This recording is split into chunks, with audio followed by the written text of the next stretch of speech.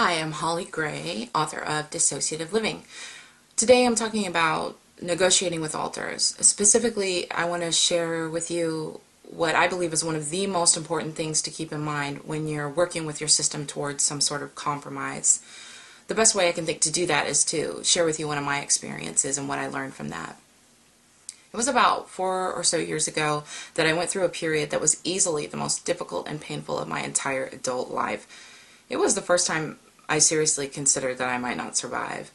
I genuinely wondered on more than one occasion if I might quite literally die. And it was in the midst of all of that turmoil that a member of my system began threatening to kill me. So I was terrified, not just for myself, but for my son.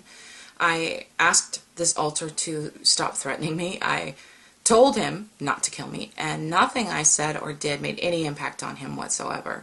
So I went to my therapist at the time. I told her what was happening and asked her what to do. And I will never forget her response. She very calmly said, "Why don't you try having some gratitude?"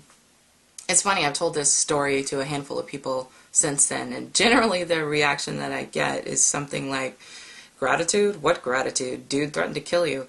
And believe me, I understand how ridiculous it may sound on first hearing that I should be grateful for someone who's threatening to end my life. But even then, I understood immediately the importance of what she was trying to tell me.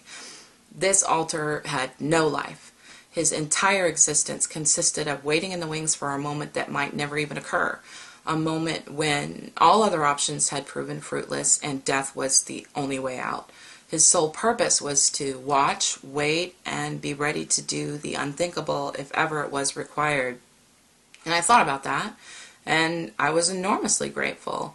And right away things shifted. It was a few days later that I became aware that he had retired from his job and integrated with another alter. And my life hasn't been threatened since. The lesson: you cannot negotiate with an alter from a place of resentment. Gratitude is imperative. No matter how frustrating, how counterproductive, or flat out destructive the behavior of an alter might very well be, consider how that behavior might be serving you. I have yet to hear of a situation where an alter is behaving disruptively and their motive, once uncovered, is not ultimately designed to mitigate pain, even if they have to cause some to prevent more. And that does deserve gratitude.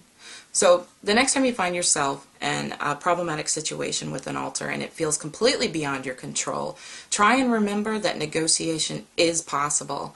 And think, if you can, about how that behavior might benefit you. You might be surprised to find that their motives are good and that you're grateful for them. Thank you for watching, and I will see you online.